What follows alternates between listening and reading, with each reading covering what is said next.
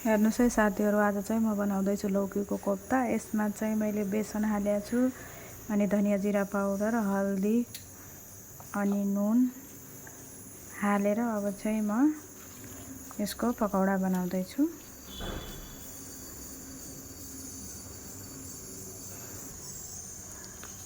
मैले चाहिँ लौकीको कोफ्ता बनाउँदैछु। यता चाहिँ तेल गरम गरेको छु मैले। अब हाल्दैछु म पकौडा। यो चाहिँ कोफ्ताको लागि हो सब्जी। अब कोफ्ता चाहिँ तेलमा हालिसकेको छु मैले। अब यसलाई मजाले पकाउनु पर्छ। यता चाहिँ मसलाको लागि मैले तेल गरम गरेको छु। यसमा हाल्दैछु जीरा पनि भइसकेको छ। अब हाल्दैछु म प्याज।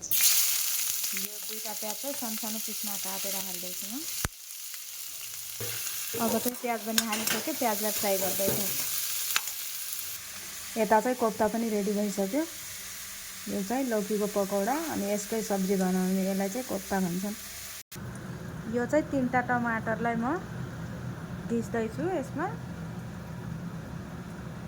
ग्रेभीको लागि। अब चाहिँ यसमा कुट्दैछु म लसुन, अदरक।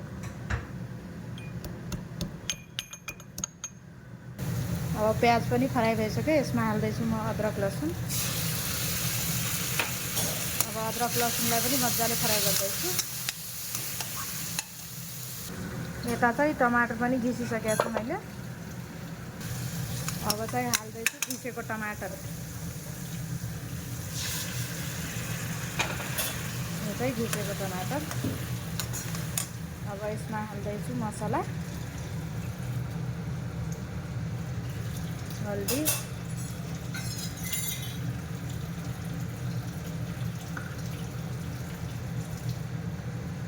यो चाहिँ रातो खुर्सानीको धुलो,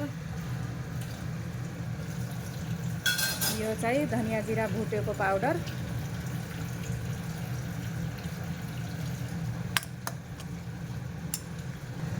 अब हाल्दैछु म यसमा स्वाद अनुसार नुन।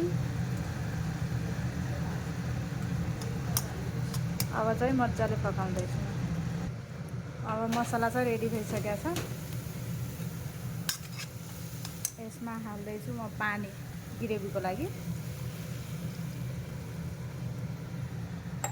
अब चाहिँ यो मजाले पाक्न दिनुपर्छ।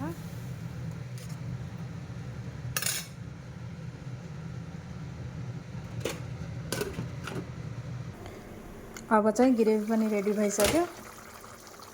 यसमा हाल्दैछु म कोफ्ता। अब चाहिँ कोफ्ता पनि हालिसकेँ। यसमा हाल्दैछु थोरै दही। अब चाहिँ मिक्स गरेर बन्द गरिदिनु पर्छ ग्यासलाई चाहिँ।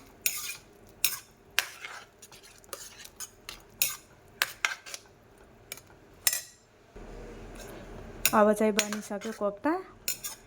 यो कोफ्तालाई धेरै पकायो भने यो कोफ्ता चाहिँ एकदमै फाटिहाल्छ। त्यही भएर कोफ्ता हालेर बन्द गरिदिनु पर्छ।